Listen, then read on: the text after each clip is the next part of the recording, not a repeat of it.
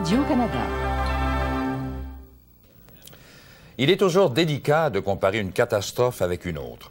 Il reste que c'est le pire désastre naturel de toute l'histoire du Canada, ne serait-ce qu'en raison des dégâts et aussi du nombre de personnes touchées. Au cœur de la crise, la grande région de Montréal, la Montérégie et toute une bande de territoires qui va de l'est de l'Ontario jusqu'aux provinces maritimes. Juste pour la grande région de Montréal, la tempête de verglas va laisser 78 mm de glace. Entre le 6 et le 10 janvier 1998, on n'avait jamais vu cela. La désolation partout, des arbres cassés, des routes fermées, les poteaux, les pylônes qui vont céder en rafales.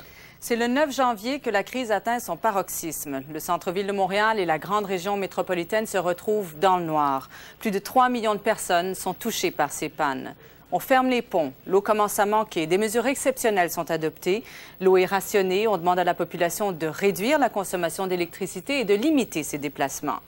La tempête frappe la métropole, mais aussi les zones de culture. Les érablières, les vergers sont dévastés. C'est vrai pour le Québec, mais les conséquences seront aussi graves pour les agriculteurs et les éleveurs de l'Est de l'Ontario. Tout le monde est atteint. Tout le service de l'information de Radio-Canada a été mis à contribution. En tout, Radio-Canada et le réseau de l'information auront produit plus de 400 heures d'émissions spéciales. Mais ce dont on va se rappeler longtemps, c'est de la patience et du courage des gens qui ont dû vivre de longues journées dans des centres d'hébergement ou dans leurs maisons froides, et des gestes de générosité qui nous sont venus de partout au pays. Il reste que c'est certain qu'un désastre comme celui-là a forcé un peu tout le monde à réévaluer sa façon de voir les choses, des changements climatiques jusqu'aux sources d'énergie dont nous sommes dépendants.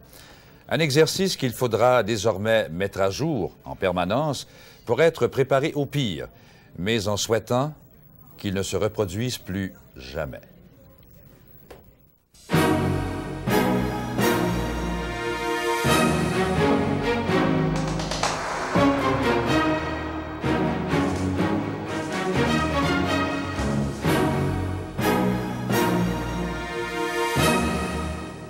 Janvier 1998, 3 semaines après la tempête, dans le parc La Fontaine, au cœur de Montréal, les blessures sont encore bien visibles et affligeantes. C'est ainsi dans toute la zone dévastée par le verglas. Et Céline Pagé, je vous accompagnerai dans cette rétrospective sur la tempête du siècle. Une tempête qui a laissé des séquelles dans la nature, mais aussi dans la tête, le cœur, le comportement des Québécois qui croyaient que leur réseau électrique était quasi indestructible. En 40 ans, le Québec a gagné son autonomie énergétique et Hydro-Québec est le symbole de cette victoire. La tempête amènera des questionnements sur les choix énergétiques qui ont été faits. La crise a été longue et dure. Tout a commencé doucement un lundi soir par un avertissement météo. Regardez ce qui s'est accumulé en moins d'une heure. C'est décourageant. Et on en a jusqu'à au moins demain midi. Alors, de 10 à 20 mm d'eau encore sur la plupart des régions du sud du Québec. Alors, c'est de la pluie verglaçante, donc ça gèle. Alors, ça va sûrement causer des problèmes.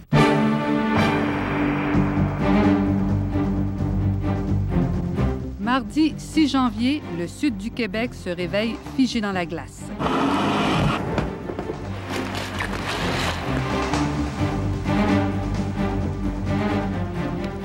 Au grand mot, les grands remèdes?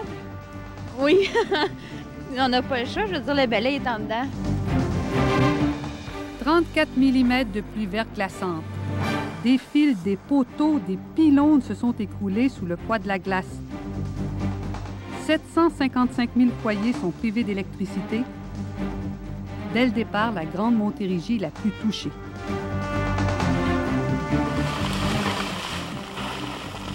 Des dizaines de milliers d'arbres n'ont pas résisté. La glace qui s'accumule sur les branches peuvent quelquefois aller jusqu'à 30 fois le poids même de cette branche-là. Les branches jonchent les rues, les routes, rendant le travail extrêmement difficile pour les équipes d'Hydro-Québec. Maintenant, on travaille 24 heures sur 24. Nous avons 2000 personnes, 2000 employés qui vont se relayer. La population s'organise, les transports sont annulés, les écoles fermées. La parenté est mise à contribution, les hôtels se remplissent, des centres d'hébergement ouvrent leurs portes. Je voulais pas m'en venir, je voulais rester chez moi, mais il faisait 60 dans la maison. En cette première journée de verglas, la population ne panique pas. On a déjà connu des pannes dans le passé. On se dit que tout rentrera dans l'ordre dans quelques heures, voire un jour ou deux. On est loin de se douter de ce qu'on allait vivre. Le 6 janvier, les bulletins d'information font déjà une large place à la tempête. Anne-Louise, vous avez assisté au tout dernier point de presse d'Hydro-Québec en fin d'après-midi. Vous êtes en mesure de nous dire quels sont les principaux secteurs qui sont touchés? Oui, c'est ça, Pascal. Alors, 755 000 abonnés, ça, c'est le quart de la clientèle d'Hydro-Québec. Alors, ça se répartit comme suit. En Montérégie, on a 353 000 foyers qui sont privés d'électricité. Ça veut dire qu'un abonné sur deux touché par cette panne se situe dans cette vaste région au sud de Montréal. On a 247 000 abonnés qui sont privés d'électricité dans l'île de Montréal. Et dans les Laurentides et en Outaouais, 155 000 abonnés, Pascal. Ça veut dire que si on compare à l'épisode de verglas de l'an dernier à pareille date, ça se déroule dans un territoire beaucoup plus vaste, beaucoup plus peuplé. Ça touche 2 fois plus de monde. Et l'an dernier, pour venir à bout des pannes, Hydro-Québec avait dépensé de 11 à 15 millions de dollars. Alors, on peut imaginer ce que ça va coûter cette année. Effectivement. Voici une image qui illustre bien ce que fut la journée. Le réseau d'Hydro-Québec qui croule sous le verglas. 8 pylônes ont fléchi sous le poids de la glace, ce qui a mené à la fermeture de l'autoroute 20 dans les 2 directions. Mais heureusement, un réseau parallèle continue d'alimenter l'électricité. Là, on va aller patrouiller par l'autoroute. Mais ailleurs, comme ici, dans l'ouest de l'île, au rythme où s'effectuent les réparations, des milliers de familles risquent de passer la nuit dans le noir et le froid. La tâche est complexe. Les employés d'Hydro doivent repérer les bris de câbles en les examinant circuit par circuit. Est-ce que vous avez déjà vu une situation comme ça avant? Oui. Oui, ça arrive. On l'a vu ici, on l'a vu aux États, on l'a vu l'année passée à Rawdon. Les endroits qui sont principalement affectés sont des endroits qui sont boisés. Et ça vient compliquer le travail également des employés d'Hydro-Québec car on a des accès difficiles justement aux endroits où on retrouve des pannes. Hydro-Québec est donc débordé et a dû faire appel à des entrepreneurs privés en construction et en élagage. Policiers, agents de la sécurité publique et pompiers ont aussi travaillé fort. Ils disent qu'il y a des branches qui touchent à des fils. Fait que c'est ça qui arrive, là. On répond à tout ça, là. Depuis cette nuit, on répond là-dessus.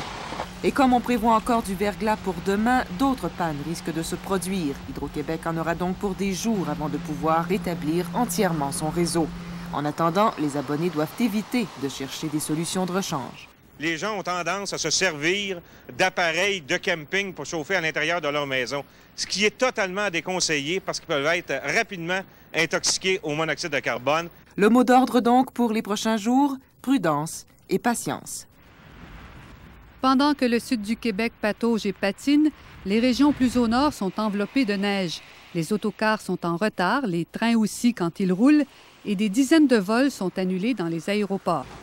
Nous avons le plaisir d'avoir Pascal Yakouvakis avec nous, bien à l'abri en studio. Bonsoir. Bonsoir. Il s'est passé des choses tellement bizarres depuis 2 ans, météo. Diriez-vous que ce qui est arrivé aujourd'hui, ce qui arrive aujourd'hui, est exceptionnel?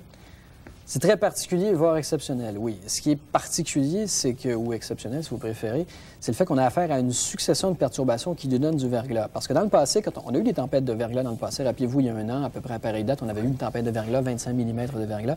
Ça n'avait duré qu'une journée et c'était passé. Et là, ça se succède. Ça se succède. Et c'est ça qui est très, très particulier et inusité. On va le voir beaucoup mieux sur l'image satellite. Alors, une première perturbation nous a touché lundi, dans la nuit, en fait, de dimanche à lundi, ainsi que lundi.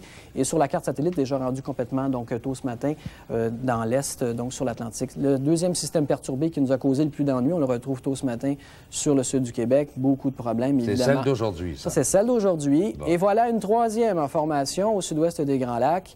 Et vous allez voir qu'elle progresse. Mais le problème, justement, c'est de prévoir si ça va être de la pluie verglaçante ou du grésil. C'est pas pareil, Voilà, donc c'est pas pareil. On s'attend que ça soit surtout du verglas, mais on espère que ça sera surtout du grésil, parce que le grésil, évidemment, ce sont des petites particules de glace qui rebondissent et qui ne s'accumulent pas sur les arbres et les lignes à haute tension, alors que le verglas, ça gèle en entrant, ou c'est de la pluie, finalement, qui gèle en entrant en contact avec ces objets.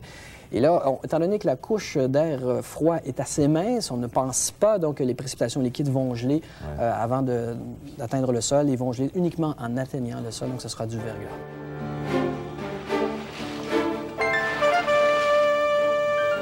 Il dit 2 jours, mais on ne sait pas. C'est difficile à rejoindre l'hydro, évidemment, parce que toutes les lignes sont bloquées. J'espère qu'il va faire ça le plus vite possible.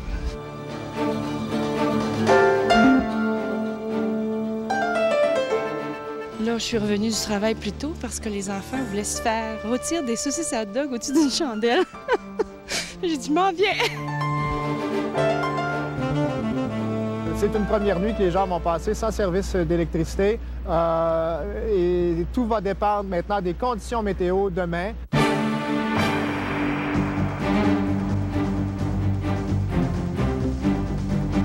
Mercredi 7, les employés d'Hydro-Québec travaillent d'arrache-pied. On réussit dans la journée à ramener le nombre d'abonnés privés de courant à 435 000. On ne se fait pas d'illusions, le long siège commence. Les citoyens savent que leurs domiciles seront les derniers rebranchés. Monsieur Bernier, vous avez un ordre de priorité à suivre. Ça, c'est très important. La priorité numéro 1, c'est quoi? C'est les hôpitaux, la priorité numéro 1. La 2.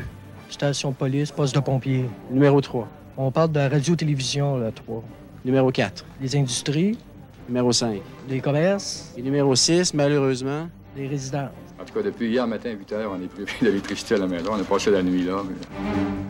Il n'est tombé que 7 mm et demi de verglas aujourd'hui, mais en soirée, c'est reparti de plus belle. Le verglas a repris, on le sent très bien. Et le drame là-dedans, c'est que les vents risquent de se mettre de la partie à partir de bientôt. Pour la première fois, Hydro appelle à la rescousse 800 émondeurs et monteurs de ligne américains. 2 jours privés de courant, les Québécois s'aperçoivent déjà de leur dépendance envers l'électricité pour les moindres gestes de la vie quotidienne et surtout pour la chaleur de leur foyer. Autour de 40 de la consommation totale d'énergie au Québec provient de l'électricité et 70 des ménages chauffent leur maison à l'électricité. Ce 7 janvier, certains s'apprêtent à passer une première, sinon une deuxième nuit dans le froid de leur demeure. D'autres se rendent dans des centres d'hébergement. Un matin, c'était frais, un matin. Puis moi, hier, on est bien isolés. Mais un matin, ça avait droppé à 16. À la maison, il faisait 35 degrés hier, toute la journée. Puis là, aujourd'hui, on ne voulait pas revivre la même situation parce que c'est pas supportable. Quant à ceux qui préfèrent rester à la maison, même privés d'électricité, ils se précipitaient au magasin pour renouveler leurs provisions. Mais on n'a pas d'électricité, fait que... On est venu à une place où il y a un petit peu plus d'électricité pour aller chercher des bûches pour le foyer. Bien, je viens chercher des batteries pour la radio, pour entendre s'il y a de l'école le lendemain pour les enfants, puis une lumière, une lampe, pour voir où est-ce qu'on s'en va le soir. Il y a toute une gamme de produits qui sont très en demande. Du combustible pour le camping, du propane, des scrapers, beaucoup de scrapers, du calcium. C'est tous des produits qui se vendent énormément. Des sleeping bags. Nous sommes à Sainte-Foy, au centre névralgique de la sécurité civile du Québec. Ces gens ont pour mission de voir à ce que chaque personne puisse dormir en sécurité. Pour cela, toutes les informations de terrain sur l'état des dégâts sont relayées ici et analysées 2 fois plutôt qu'une. On est essoufflé, mais jusqu'ici, on répond à la demande. C'est vraiment là, les 12 à 24 prochaines heures là, qui vont faire que la situation va se rétablir ou va se compliquer. Vous êtes en sécurité au moins ici? La nuit dernière, avec l'aide des municipalités et de la Croix-Rouge, 2000 lits de camp ont été aménagés. Il n'est venu que 500 personnes. Cette nuit, il y aura de la place pour tout le monde. 6000 places sont disponibles. Oui, c'est une situation importante. Par le nombre de personnes touchées. Hier, on parlait de 600 000 abonnés. Là, ça représente beaucoup de monde touché. Les événements qu'on travaille habituellement sont plus localisés, qu'on parle de feux de forêt, d'inondations.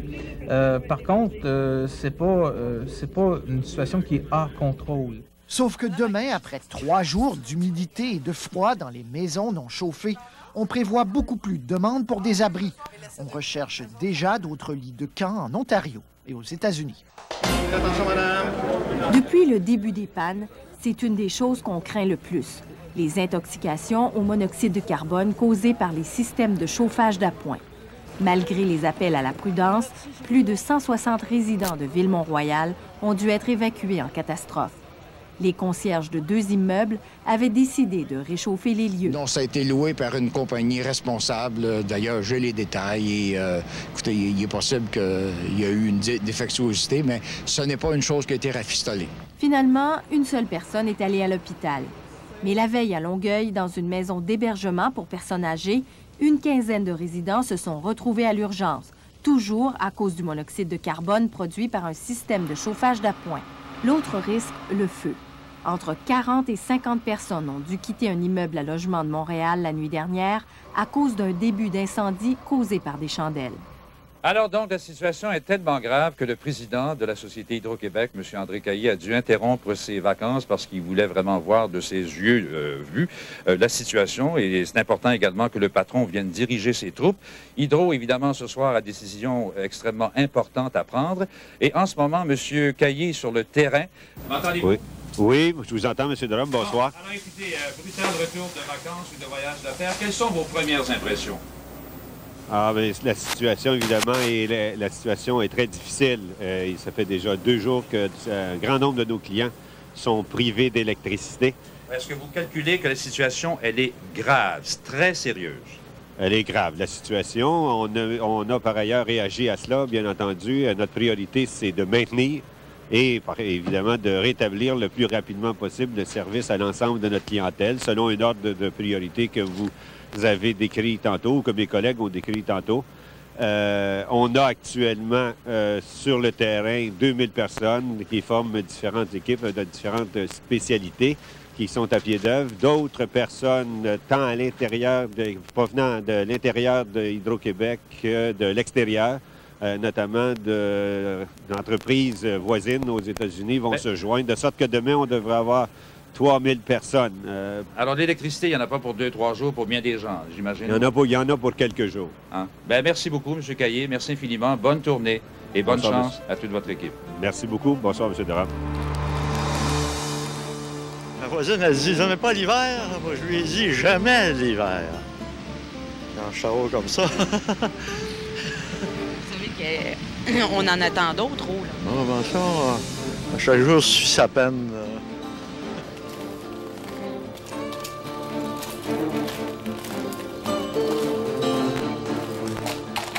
Les gens se parlent un petit peu plus, on s'informe, on les voit sur la rue, puis on s'informe qu'est-ce qui se passe. On faisait pas toujours ça avant, chacun avait ses occupations, puis continuait ses occupations. Quoi? Ça branle.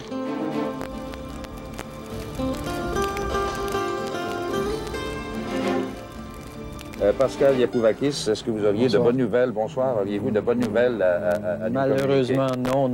En fait, le pire est à venir et on l'attend surtout cette nuit. Alors, c'était une nuit d'horreur. Les transformateurs qui explosaient et il y avait des éclairs. Jeudi 8 janvier, la tourmente se cristallise autour de 3 villes. Dans le triangle formé par les villes de Granby, Saint-Hyacinthe et Saint-Jean. C'est l'enfer. C'est dangereux. D'un coup, ça a fait un gros bruit. Je regarde par la fenêtre, puis je vois justement le poteau le pylône en train de s'effondrer, puis de la file, tout a suivi au complet jusqu'au 5e rang. Ce jour-là, le Québec franchit le cap du million d'abonnés privés d'électricité.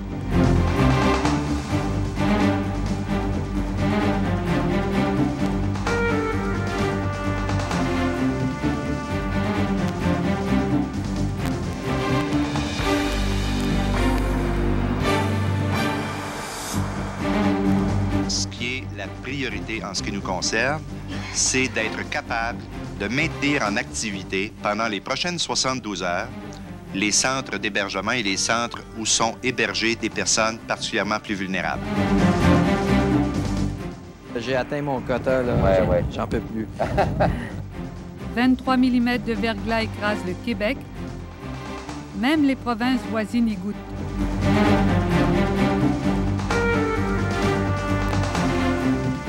L'armée vient prêter main forte. 3000 militaires partent de Valcartier. Leur nombre sera multiplié par 3 au cours des prochains jours. Branle-bas de combat aussi dans les hôpitaux. On soigne des centaines de blessures et des intoxications dues à des chauffages d'appoint déficients. Bref, encore 24 à 30 heures et on pourra souffler. Pour le moment, on n'a pas encore le temps de souffler. La situation s'est détériorée à un tel point que le premier ministre du Québec, Lucien Bouchard, donne une première conférence de presse conjointe avec le PDG d'Hydro-Québec, André Caillé. Il le fera soir après soir sous l'œil aiguisé des caméras de la télévision qui savent si bien capter la tension et l'inquiétude. Lucien Bouchard veut montrer qu'il a les choses en main. Son ton rassure. C'est la politique de la présence directe et constante. Je veux que la population soit rassurée Nous traitons avec une organisation qui est Hydro-Québec, qui est une des meilleures au monde dans le domaine, qui connaît bien ce genre de problème et qui est parfaitement équipée pour y faire face. Mais nous sommes en face, en particulier, d'un cas fortuit, ce qu'on peut décrire en anglais comme un act of God. Et dans ce genre de situation, la population comprend très bien que c'est un combat de titans et que nous ne sommes pas chanceux non plus parce que quand on nous dit que ça vient de recommencer aujourd'hui, qu'il y a un répit, mais que ça va peut-être recommencer demain, on n'est pas chanceux. Il y a une séquence qui n'est pas très belle, un alignement des astres qu'il faut accepter, mais tout ce qui peut être fait humainement, tout ce qui doit être fait est fait, j'en suis convaincu, j'en assure la population, et je consacre actuellement, bien sûr, tout mon temps à m'assurer de minute en minute que tout se passe correctement. Je suis en contact avec toutes les personnes qui travaillent dans ce dossier-là, et je peux vous assurer que les gens peuvent avoir confiance que tout ce qui peut être fait est fait. À Hydro-Québec, la ligne de direction, c'est le déploiement maximum des moyens possibles d'une façon sécuritaire et d'une façon efficace. Alors, le maximum est fait et cette action va se poursuivre, bien entendu, jusqu'à ce que la situation redevienne à la normale. Cet après-midi, M. Chrétien a communiqué avec moi pour me réitérer cette offre, me disant qu'il y avait quelque chose comme 3500 personnes de troupes stationnées au Québec et qui sont disponibles pour des demandes de services du gouvernement du Québec. Après avoir préparé un des produits les plus recherchés ces temps-ci, des milliers de lits de camp, après avoir fait les bagages, la caravane a pu enfin quitter Valcartier vers 19h en soirée. À bord, 2500 soldats qui seront déployés dès l'aube dans les régions sinistrées. Ça vous plaît, ce genre d'émission? Ah oui, c'est tout à fait plaisant. Aider le monde. Effectivement, c'est des jeunes de la population. Et puis, je pense que c'est une très bonne cause. Peu importe la température, on est là pour ça. Ça nous donne la chance d'aider au monde, puis ça remonte notre image. C'est important, ça. Humanitairement, là, c'est ça qu'on aime faire. Là. Après, ça fait des exercices, on aime bien faire ça. En soirée, un premier groupe de 550 soldats s'était rendu dans la région de Saint-Hyacinthe pour essentiellement prêter main forte aux équipes d'Hydro-Québec. Saint-Hyacinthe en a bien besoin, comme à Saint-Jean et Granby. Plus de 90 % des résidences sont sans courant. L'hôpital même fonctionne grâce à une génératrice. Tristesse et désolation à des lieux à la ronde. Des fils électriques de plus en plus pesants. Des poteaux par dizaines qui cassent en deux sous le poids du givre. C'est le blackout total depuis 10h15 hier soir, donc depuis près de 24 heures. Il n'y a aucune électricité dans toute la ville de Saint-Hyacinthe, population de 41 000 personnes. Comme toute la région, Saint-Hyacinthe est sans lumière, sans vie. Personne n'a d'électricité, il faut donc chercher ailleurs où se loger. Certains quittent la ville. Les autres se réfugient au centre d'hébergement. Ils étaient 400 à 16 heures, 600 à 18 heures. L'hôpital aussi est devenu un refuge. Oui, il fait froid à la maison, puis je suis à peu près en panique, là. L'urgence est débordée et pour accueillir les plus vieux et les malades des centres d'accueil sans électricité, on a mis des lits partout, même dans le Jubé de la Chapelle. Faire des grands groupes de 50 dans la Chapelle, coucher des personnes en perte d'autonomie, c'est vraiment une situation d'urgence. Vous, c'est pour donner un coup de main aux gens d'Hydro, je pense, hein? Oui, pour les c'est monter ça. les dents? Exactement. OK. Donc, moi, Les soldats ont commencé à arriver de Valcartier. 400 en tout pour aider Hydro à remettre le courant le plus tôt possible. Une course contre le mauvais temps, une course contre la montre aussi. On ignore combien de temps les quelques génératrices qu'il y a à Saint-Hyacinthe pourront suffire à la tâche. Saint-Jean-sur-Richelieu est en blackout total. 90 % de la ville de 40 000 habitants est privée de courant.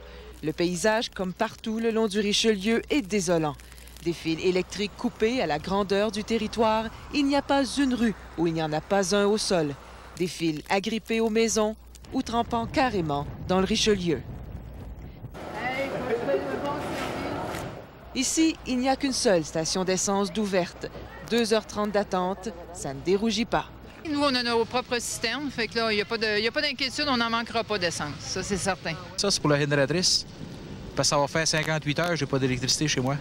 Les gens qui n'ont nulle part où aller n'ont d'autre choix que de venir ici à la polyvalente Armand-Racicot qui a été transformée pour l'occasion en centre d'hébergement. Ils sont déjà très nombreux. Certains n'ont plus d'électricité depuis lundi. Leurs maisons ont subi de graves dégâts. La nuit dernière a été éprouvante. Moi, ce sont des arbres qui ont tombé, qui m'ont réveillé à 4 heures du matin. Et puis là, quand j'ai vu à les 6 heures, là, très loin par en avant, que les faisceaux Ça éclatait 3-4, j'ai dit là, je m'en vais. J'étais gelée en plus. Une autre priorité, rétablir le courant à l'hôpital qui ne fonctionne que sur génératrice. Voici d'autres images qui illustrent bien les ravages du verglas sur la Montérégie. Encore des pylônes qui ont fléchi sous la glace. L'un d'eux s'est écroulé sur une grange à quelques mètres d'une maison.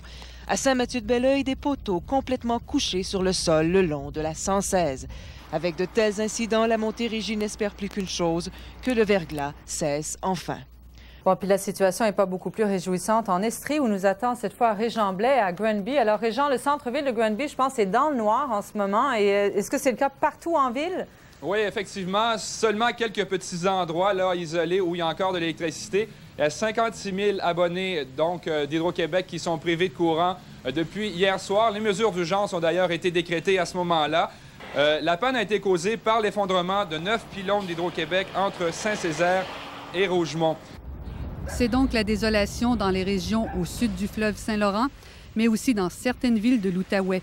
Et des quartiers de Montréal qui étaient les plus boisés sont dévastés. Le verglas a gagné et le temps s'est presque arrêté à Montréal. Dans le quartier Notre-Dame-de-Grâce, les rues sont méconnaissables. L'opération d'enlèvement de la neige n'est pas interrompue, mais avant tout, il faudra enlever les branches, les milliers de branches qui jonchent les rues. C'était le travail de ces cols bleus, normalement affectés aux fuites d'eau.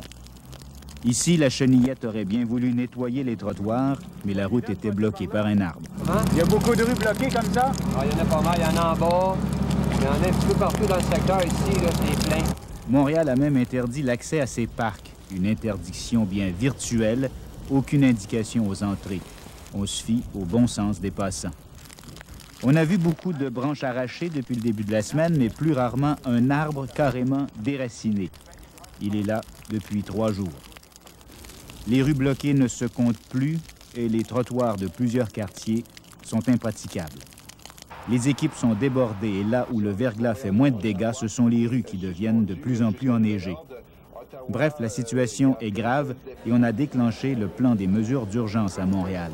Les pompiers, la police, Urgence Santé, les travaux publics sont réunis pour mieux concerter leur action. C'est la température là, et les prévisions météorologiques qui s'aggravent et on prévoit des difficultés de plus en plus marquées avec les pannes de courant qui sont de plus en plus nombreuses. I am declaring, as of 10 a.m. this morning, a state of emergency in Ottawa-Carleton. Pour la première fois dans l'histoire de la municipalité régionale d'Ottawa-Carleton, l'état d'urgence est décrété, au moins jusqu'à samedi midi. Dans Ottawa-Carleton, près de 60 000 personnes sont privées de courant. Toutes les villes de la région ont fermé leurs portes. On demande à tous de rester à la maison pour laisser toute la place aux véhicules d'urgence. La GRC vient prêter main forte à la police régionale. Le maire d'Ottawa demande aux employeurs d'être indulgents. C'est meilleur si les employés non essentiels restent à leur maison. En Outaouais, la situation s'est grandement détériorée. Tous les employés du gouvernement fédéral ont été renvoyés à la maison, faute d'électricité dans les bureaux. Plus de 100 000 abonnés d'Hydro-Québec sont maintenant sans alimentation électrique, soit 2 fois plus qu'hier. Tôt ce matin, les travailleurs d'Hydro-Québec ont accueilli à bras ouverts une 60aine d'équipes d'élagueurs et de monteurs de ligne en provenance de l'État de New York qui sont arrivés dans l'Outaouais pour augmenter la cadence. Where are you from? Rhode Island. Westport, Massachusetts. Cape Cod.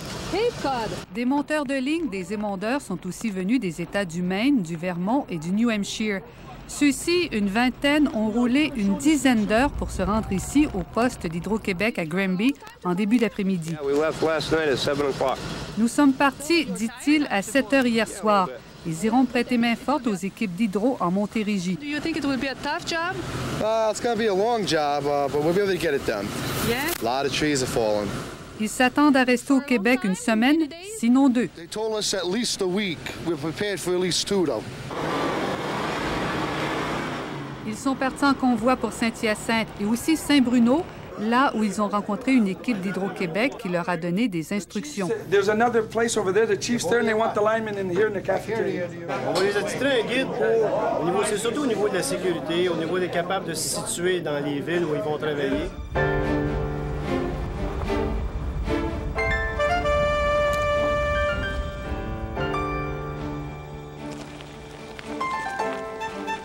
Mon congélateur dans ma chambre, il a tout dégelé. Il y a de l'eau partout, toute ma marqueterie a tout enlevé.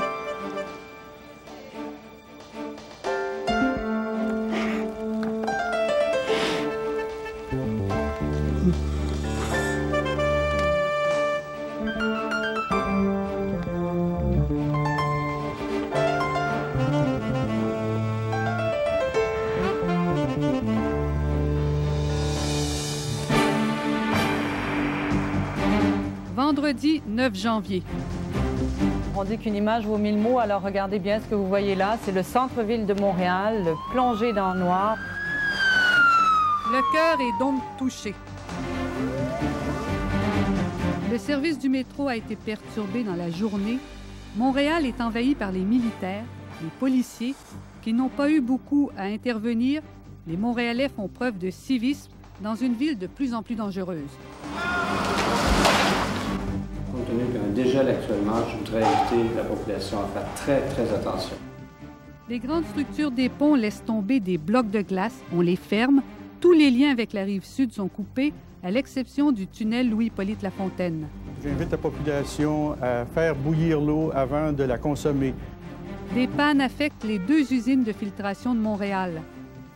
L'île connaît des problèmes d'alimentation en eau potable qui dureront 2 jours. Pendant ce temps, le nombre de foyers québécois privés d'électricité atteint 1 300 000. Pour ce qui est de Montréal et du nord de Montréal, on parle encore de rétablissement de services, de réparation d'un équipement existant. En ce qui concerne la Rive-Sud, on parle dans une proportion importante. On estime actuellement à 40 % de reconstruction. 14 mm de verglas en cette 4e journée pour un total de 78. Pourquoi Montréal est-elle plongée dans le noir? Bien, nous avons voulu ajouter 600 MW de charge sur le réseau de l'île de Montréal et compte tenu de la fragilité de notre réseau présentement, cela a occasionné un stress et c'est la raison pour laquelle on a perdu, entre autres, le centre-ville de Montréal. Mais il n'y a pas juste ça aussi comme raison. L'est de la ville de Montréal a subi également un stress, donc on l'a perdu en partie, tout comme le sud-ouest de Montréal. Et cela est dû à la fragilité, justement, de notre réseau présentement. Par contre, ce qu'on a besoin maintenant, c'est une marge de manœuvre qu'on n'a pas.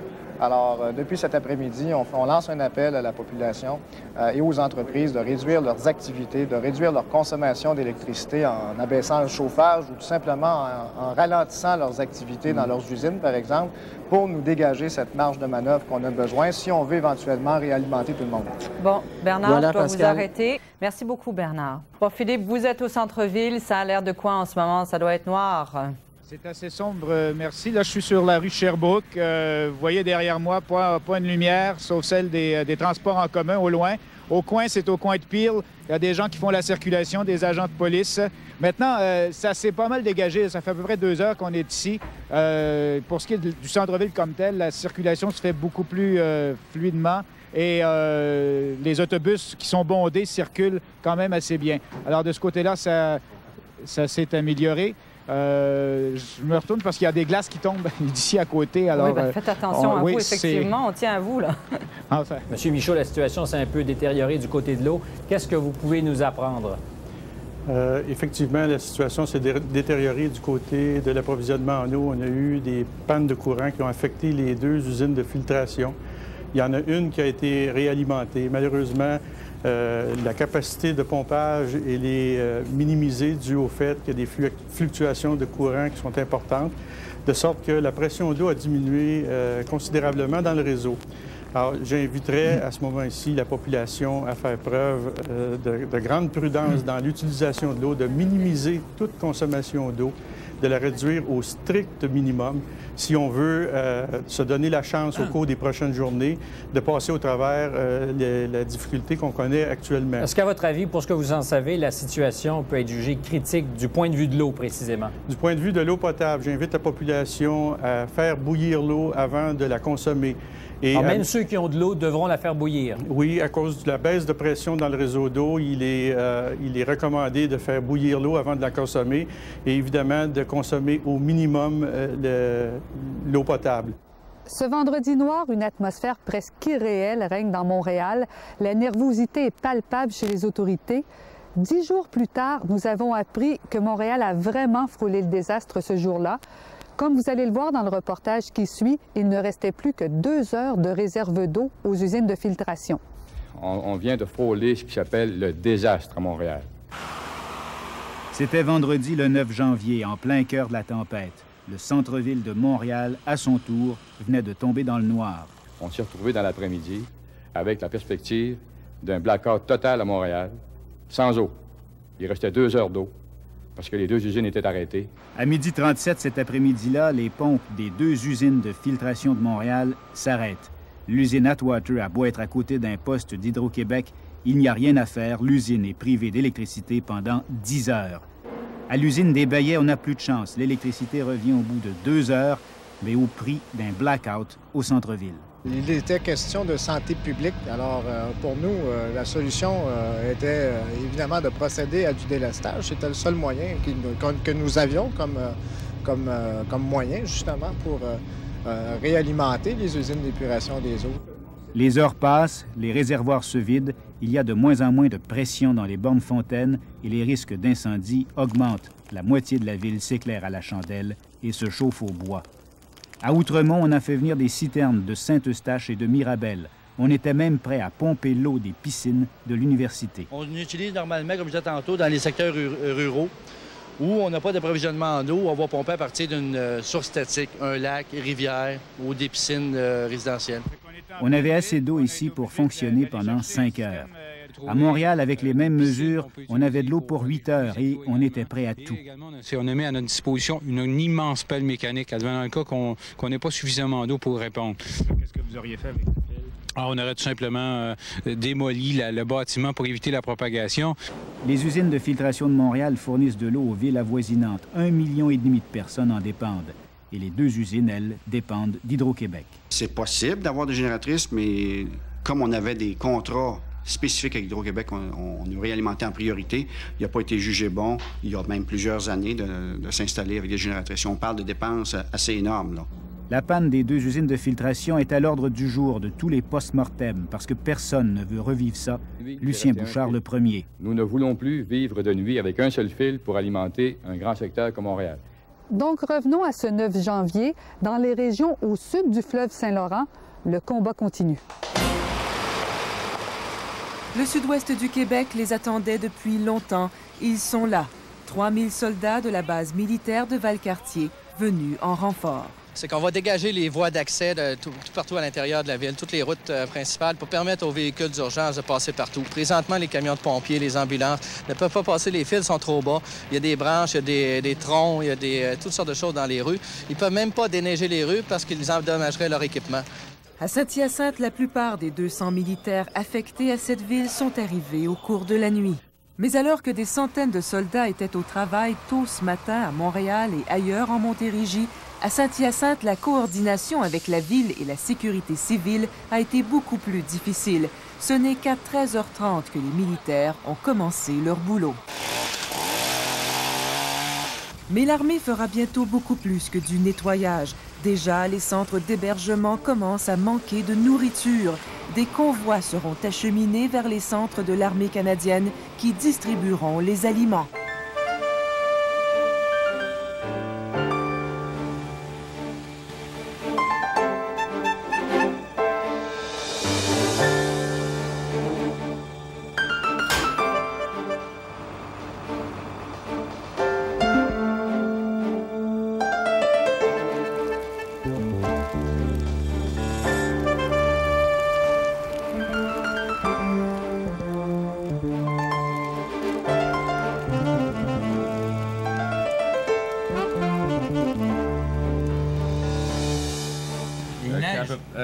Oui, c'est de la neige qui nous tombe dessus. Oui, ça veut dire que la nature va jouer de notre côté ou va arrêter de nous empoisonner l'existence. Il y a plus... La probabilité de grésil et de verglas est nulle. Est nulle? Fini. Donc, ça veut dire que c'est fini, là? C'est fini, oui, c'est fini.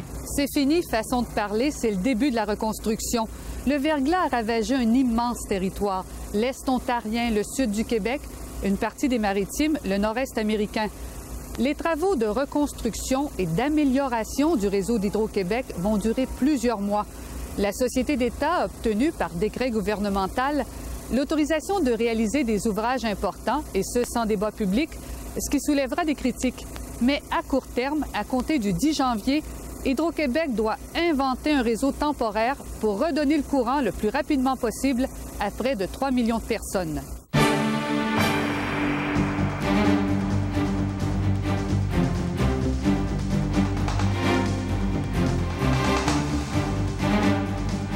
La journée d'hier a été une journée difficile.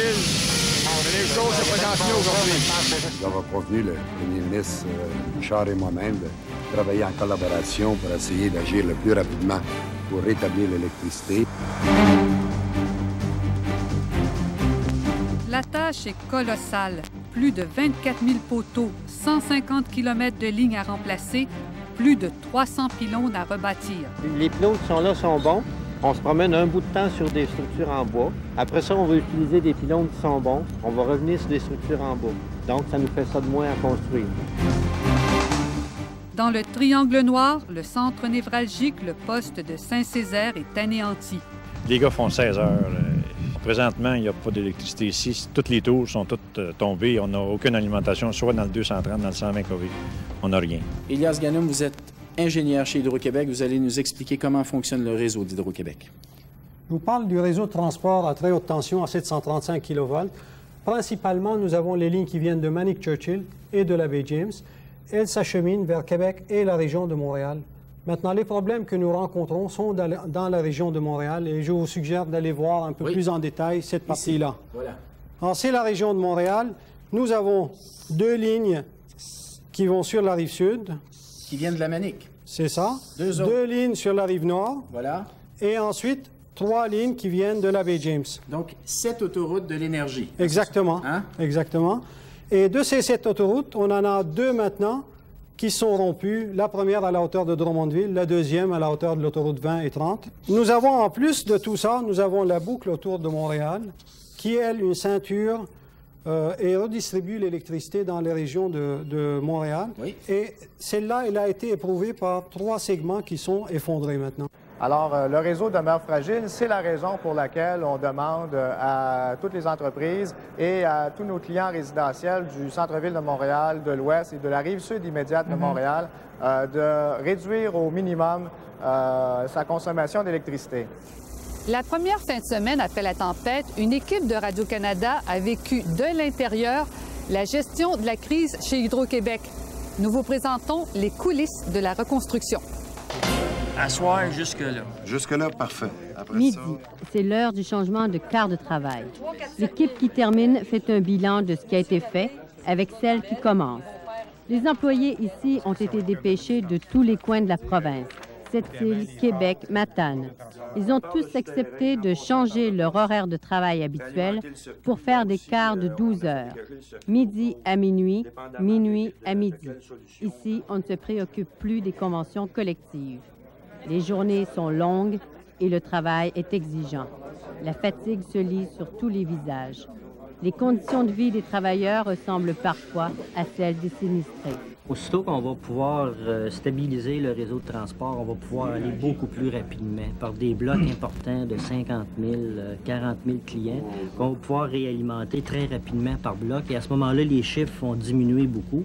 Et c'est ça qui nous rend plein d'espoir actuellement. On va pouvoir fermer des gros blocs rapidement. Et avec ça, on voit là-dessus, c'est un schéma qui démontre de façon électrique comment les clients sont raccordés. Chaque petit carré, c'est un transformateur qui peut alimenter de 1 client à 10 ou 20 clients. Quand le carré est de couleur orange, c'est que les clients sont en panne. Quand c'est de couleur verte, c'est que les clients sont tous alimentés.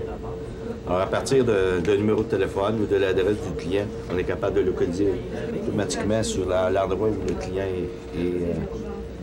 est raccordé. On peut produire à l'aide du système informatique détaillé dont Rémi vient de parler. On peut globaliser le nombre de clients en panne par territoire, par différents niveaux, et le globaliser. Alors, c'est ici que depuis le début de la semaine, on fournit les chiffres sur le nombre de clients en panne. Dans les villes, on a le sentiment qu'avec toutes les équipes d'hydro sur le terrain, on va finir par sortir de cette noirceur. Mais vu d'hélicoptère, la tâche semble être trop grande pour l'homme. La scène vous donne vraiment le vertige.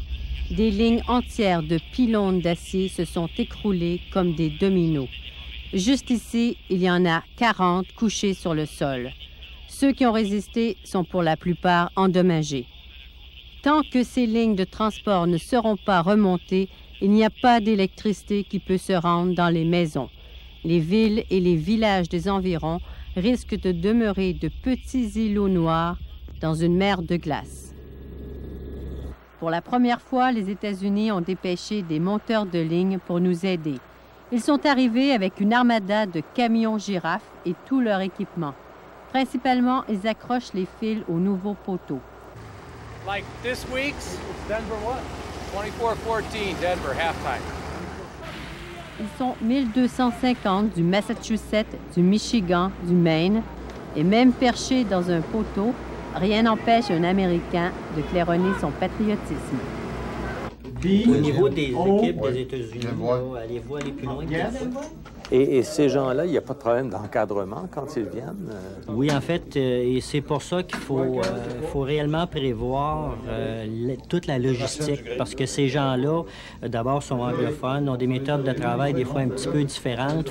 Il faut prévoir à les loger, il faut prévoir à remplacer leur équipement, il faut prévoir tout le support au niveau de nourriture. Alors, avant de les faire venir ou en parallèle, il faut tout prévoir la logistique de façon à s'assurer que quand on reçoit ces gens-là ici, ils ne sont pas perdus dans la nature.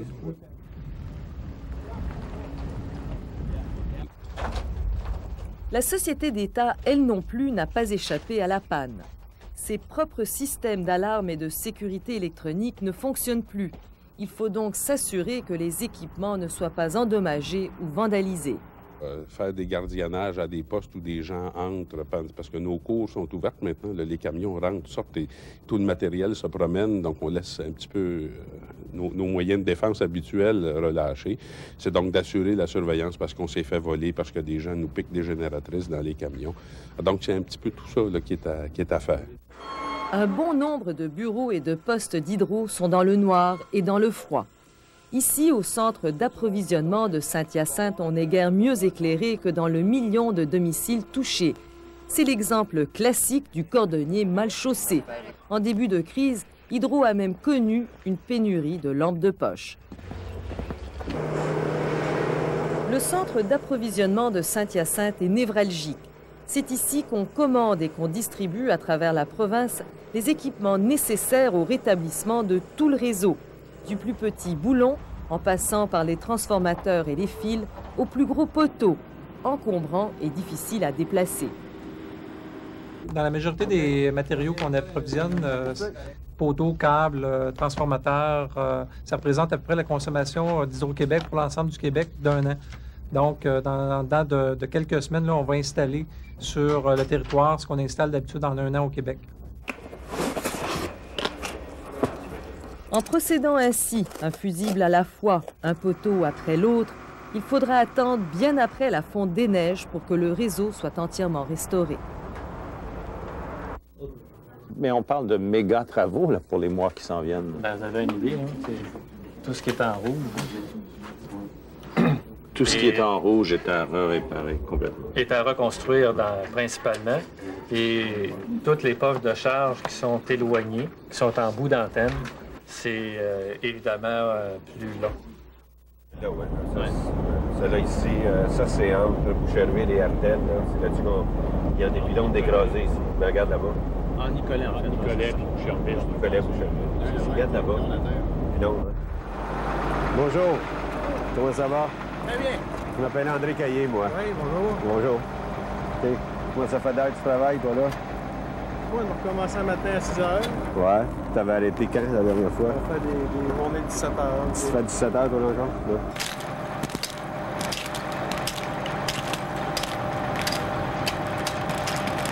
Bonjour, Salut. M. Caillé. Comment ça va?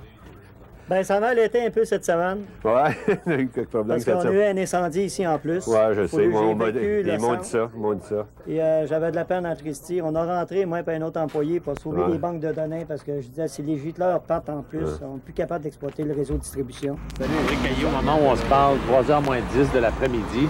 Oui. Je vous ai vu parler à des employés. Il y a beaucoup de gens qui vous disent « ça va mieux ». Vous pensez avoir tout fini là quand? Je ne peux pas le préciser à ce moment-ci, ça. On travaille, moi, on se donne des objectifs de court, de moyen puis de long terme. Quand on parle de court terme, c'est quoi les objectifs pour demain? On va établir ça tantôt. Et puis, quand je parle de moyen terme, c'est dans le 2 à 3 jours. Qu'est-ce qu'on va faire? Qu'est-ce qu'il y a à faire? Une préoccupation. Je vais vous donner un exemple.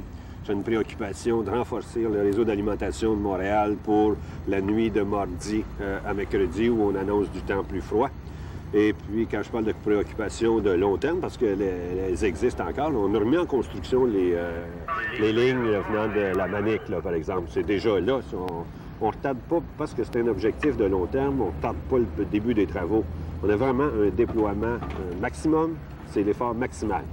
Et la mobilisation totale de tous nos effectifs.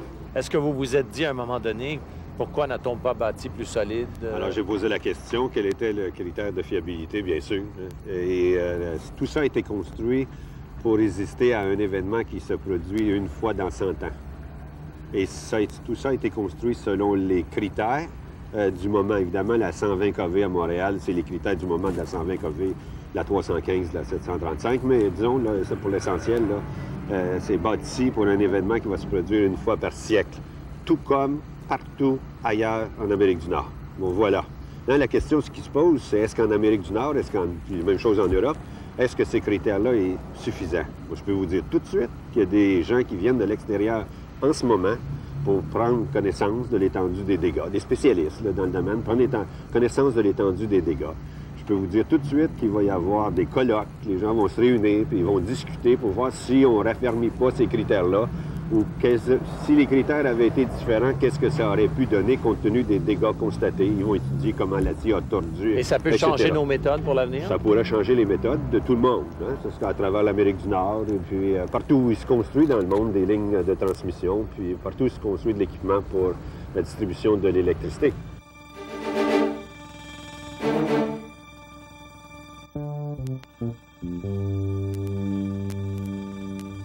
Ma femme, à 3 heures cette nuit, elle disait qu'elle n'était pas capable de dormir, mais là, elle ronfle. Elle doit bien dormir, en tout cas. Ça faisait 1 an que je n'avais pas sorti, moi. Puis on m'a habillée, puis je me suis habillée, puis j'ai sorti, puis j'ai pas eu froid. J'étais bien habillée. Puis je sais pas. J'ai pas eu froid, ça m'a changé le moral complètement. Il me semble que je me suis sentie moins malade. Il y a eu beaucoup de monde qui m'ont aidé, fait que je suis venue aider là, pour le monde. Là. Puis moi aussi, je manque d'électricité, fait que tu sais, je comprends le monde aussi. Là.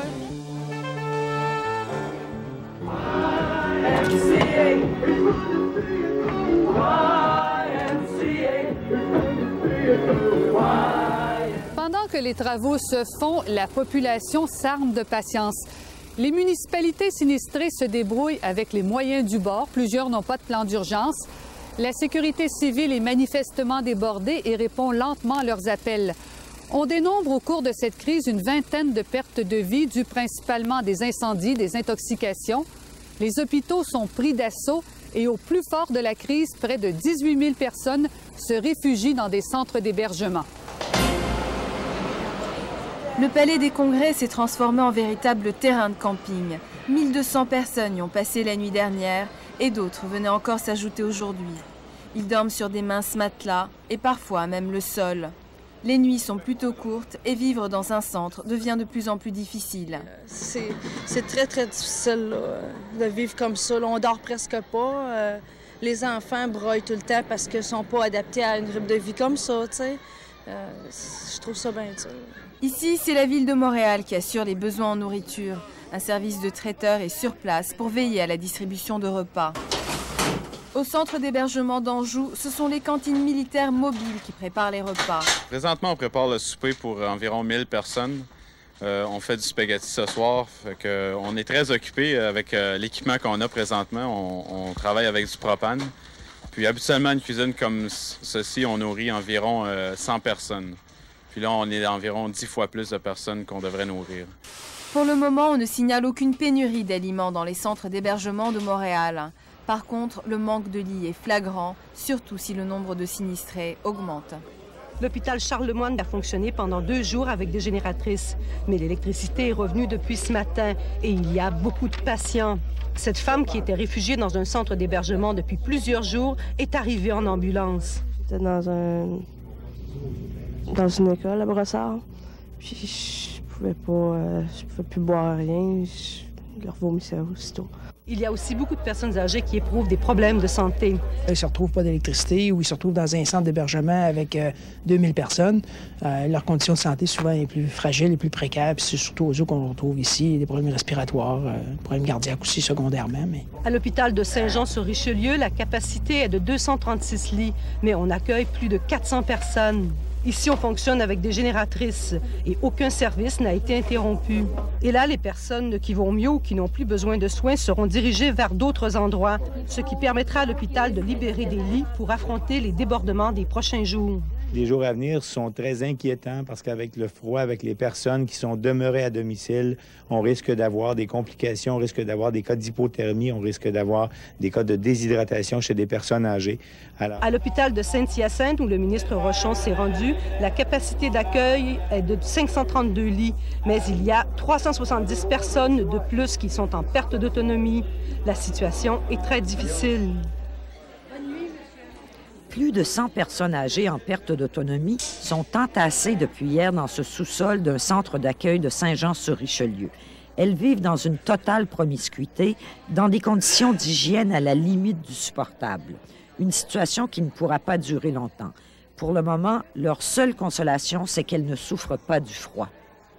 Nous sommes arrivés il y a 2 heures hier soir. On avait d'abord été à l'école Sacré-Cœur. Et étant donné son âge avancé, bien, ils ont jugé préférable de le transférer CLSC ici. Alors évidemment, je l'ai accompagné parce qu'il ne peut pas fonctionner tout seul, il n'est pas tout à fait autonome. De leur mieux, oh, mon père veut se lever, je m'excuse.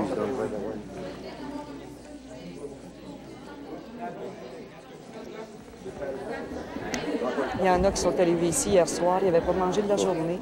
Ça faisait plus de 48 heures qu'il n'y avait pas d'électricité, en panique. Frigorifié. Alors, on a établi une rotation un peu plus... Au début, là, on y allait à plein tube, mais là, on sait que ça va durer, alors on essaie de répartir un peu les efforts. Combien de temps vous faites durer comme ça, votre enfant? Je pense qu'en fourniture médicale, en alimentation, on peut fournir probablement encore jusqu'à mercredi. Ils sont arrivés, pour la plupart, avec leurs médicaments en dosette.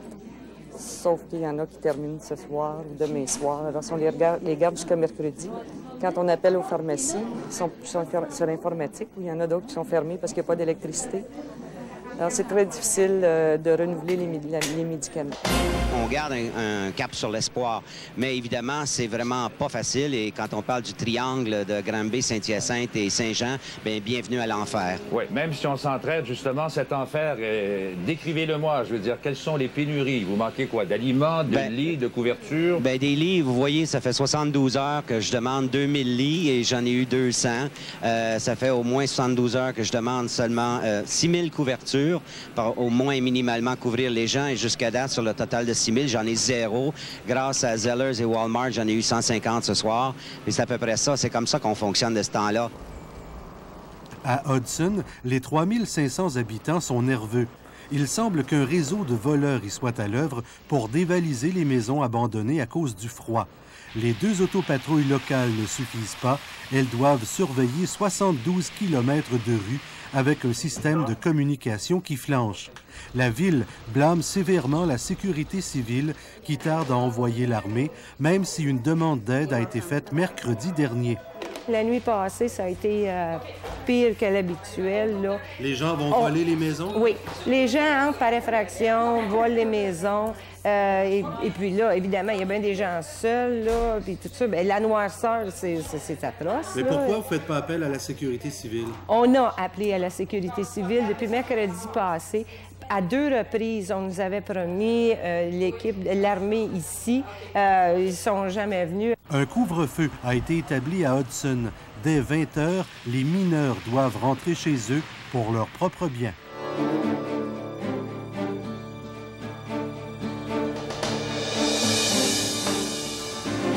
Le centre se remplit. On a fait manger 650 personnes hier. Et puis, il y avait de l'eau dans la soupe hier soir. On commençait à manquer de stock. Dites-nous ce que vous avez besoin. On a besoin des génératrices, on a besoin des batteries, on a besoin des conserves.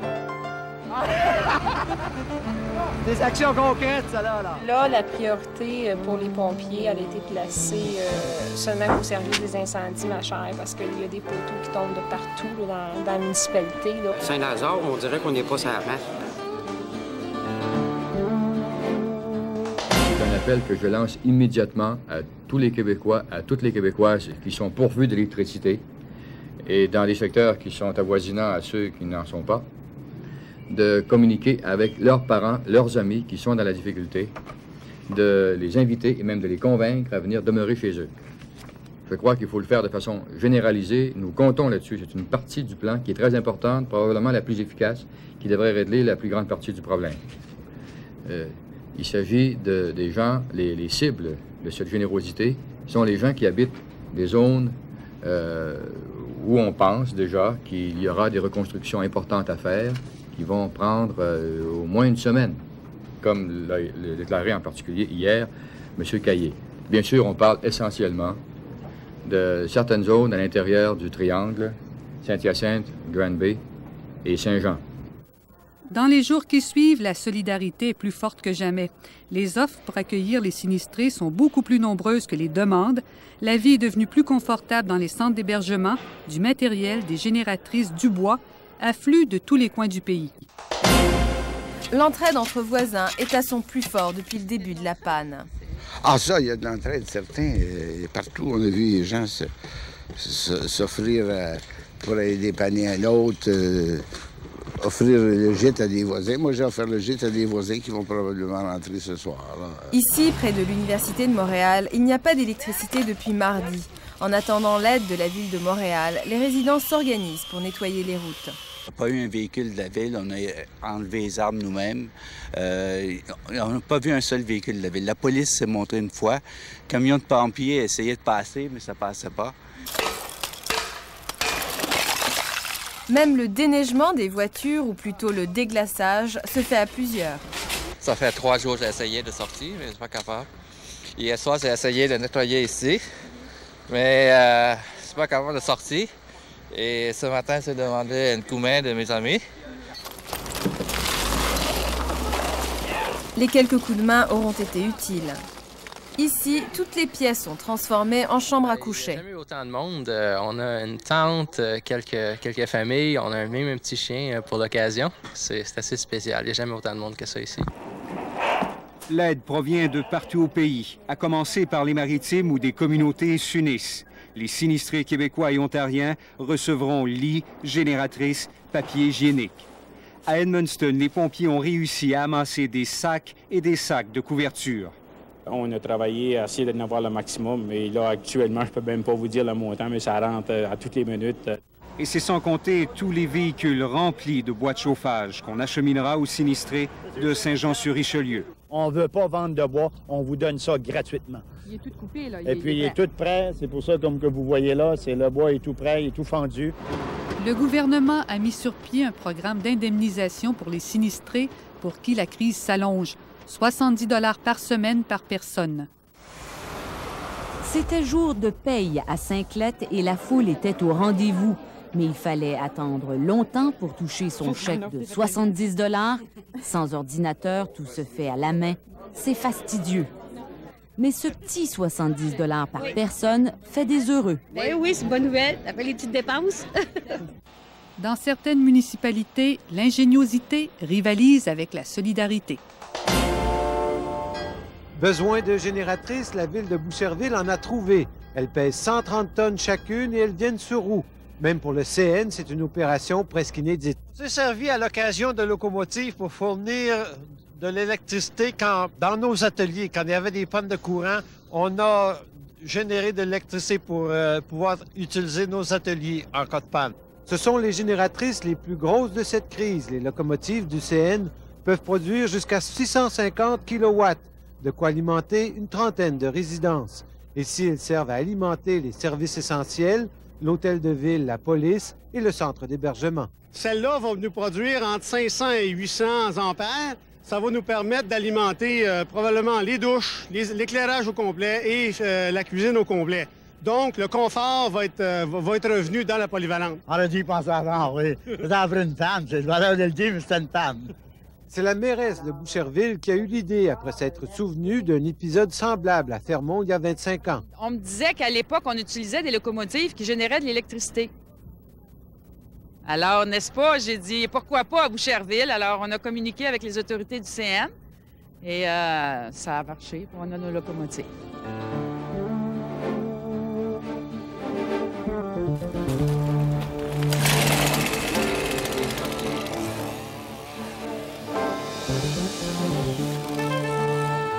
Qu'est-ce qu'on vous a demandé de faire aujourd'hui? Bien, de nettoyer un peu là, le bord du parc ici, les abords du parc, pour que les charrues puissent nettoyer les trottoirs, puis enlever la branche qui est proche de la rue, j'imagine. C'est votre tâche habituelle, ça? Non, moi, je suis agriculteur. Je travaille à Saint-Émile-Énergie, c'est là que j'habite. Ils ont fait un appel à la radio là, pour avoir des bûcherons. Et puis, comme on sait manœuvrer ici à Chêne, bien, on avait peut-être un pas d'avance ces cols bleus. Eux autres, ils ont commencé à petite ciotte il y a 3-4 jours, tu sais, là.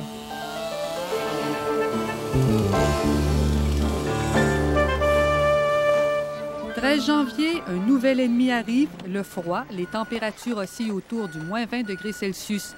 Hydro-Québec multiplie les appels d'économie d'énergie et donne même l'exemple. Le signe des temps, s'il en est un, le sigle d'Hydro-Québec qui ornait son siège social du boulevard René-Lévesque à Montréal est maintenant éteint. Et il va le rester tant et aussi longtemps que la crise que nous traversons ne sera pas terminée. En attendant que la crise s'estompe et avec les grands froids qui arrivent, les autorités craignent maintenant de plus en plus pour la vie des gens. De grâce, n'allez pas faire une erreur qui vous serait fatale. De grâce, sortez de vos maisons si vous n'avez pas de chauffage adéquat. Et cette mise en garde s'adresse non pas seulement aux gens qui habitent la zone désignée dans cette partie de la Montérégie qui est spécialement affectée, mais s'adresse à tout le monde qui, aujourd'hui, au Québec, est encore privé d'électricité. Et même si le gouvernement Bouchard ne décrète pas formellement l'état d'urgence, on juge avoir déjà les pouvoirs nécessaires pour que la police et l'armée puissent sortir de force, s'il le faut, les citoyens qui voudraient rester dans leur maison sans chauffage. Il y a des principes de droits fondamentaux qui, appliqués à l'espèce, justifieront des mesures comme celle-là. Mais si on cherchait dans notre législation une disposition précise qui donne de façon très claire et très nette le pouvoir, non. Mais dans les circonstances où nous sommes, nous pensons que nous avons ces pouvoirs, compte tenu de ce que je viens de dire. 5 à 6 000 policiers et soldats participeront donc à une opération sans précédent de repêchage en allant cogner à chaque adresse. On va descendre comme ça jusqu'à Côte-Saint-Luc. On cogne aux portes. On annonçait le jour le plus froid depuis le début de la crise. Dans les quartiers sinistrés, les policiers, comme tant de commis voyageurs, frappent à toutes les portes à la recherche des plus mal en point. La nuit sera dure. Pour ceux dépourvus de chauffage, elle pourrait être fatale. Jusqu'à présent, la température a été clémente, si l'on peut dire. Mais avec l'arrivée du froid polaire, les sinistrés qui tiennent à rester chez eux s'inventent parfois des moyens de chauffage très peu orthodoxes. Bonjour. Bonjour, monsieur. Bonjour, madame. Bonjour.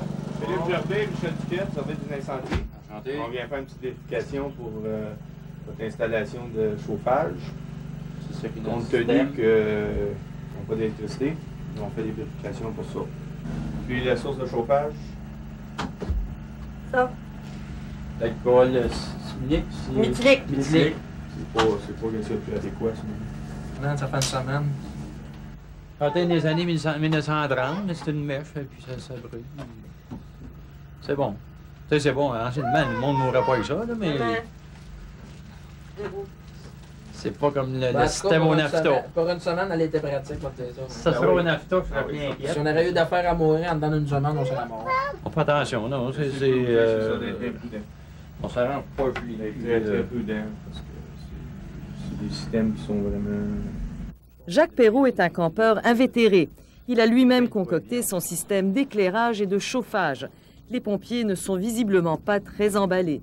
Qu'est-ce qui va arriver, c'est que nous, on va le rapporter aux officiers, que, comme quoi c'est inadéquat, puis compte tenu aussi qu'il y a la présence d'un enfant, puis de 5 ou 6 adultes, là, puis probablement que demain, ils vont aller dans les centres d'hébergement. OK. de leur gré ou de force. Est-ce que c'est vous qui faites ça? C'est vous qui allez, les prendre de gré ou de force au centre d'hébergement? De gré, on peut le faire. Si pour être de force, ça va être les policiers avec... ils vont être assermentés pour faire ce type de travaux-là. Les autorités de Saint-Hilaire vérifient les conditions dans chaque résidence encore habitée. Et comme le démontre le cas de la famille Perrault, chacun a sa conception de ce qui est acceptable, vivable. J'ai écouté à Bouchard et il disait qu'ils vont forcer à évacuer le monde parce que le monde, s'ils ne sont pas, mettons, grillés, mettons, de génératrices ou de poêle à bois, c'est vrai, c'est un danger, c'est un risque qu'on prend. C'est un risque. Mais vous estimez que vous avez le droit de prendre le risque? Oui. C'est sûr qu'ils vont me dire que je suis un fou, mais dans le fond, je sais qu'est-ce que je fais. C'est pour ça que je suis pas intéressé à sortir. C'est une coupe d'eau, puis toilette, puis champlure, là, je sors. À part de ça, je sors pas. Quand vous dites que vous voulez vous assurer que les conditions sont finalement vivables, comment vous déterminez ça? Je vous dire, c'est assez évident. Lorsque la porte s'ouvre et que la personne nous parle avec la boucane comme on fait présentement, on sait que dans la maison, il fait froid. On est capable de voir dans quel état les gens vivent. On leur discute. On parle avec eux. C'est la meilleure façon de voir dans quel état ils sont présentement. Et à Saint-Hilaire, la nuit polaire a porté conseil aux Perrault. Avec la température qu'on a eue hier soir, ce matin, c'était vraiment pas très chaud. Quand on se lève le matin, vu qu'on chauffe pas la nuit, on chauffe que le jour. C'est ça. C'est pour ça qu'on en est venu à la décision, moi et ma femme, qu'on était pour évacuer. Plus pour la petite que pour nous autres, dans le fond. Parce que nous autres, on est bien, mais là, elle commence à avoir les mains, les doigts gelés. La police de Saint-Hilaire explique toutefois qu'on n'aurait pas forcé les Perrault à évacuer leur maison sans une ordonnance de la Cour. Et si tel avait été le cas, ils auraient créé un précédent dont les autres corps policiers auraient pu s'inspirer pour les jours à venir.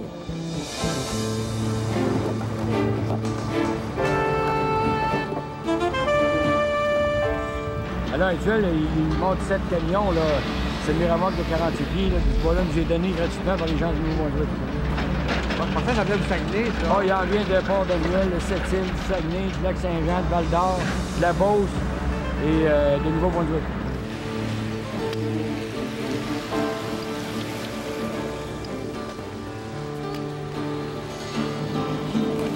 Are you cold? Yeah.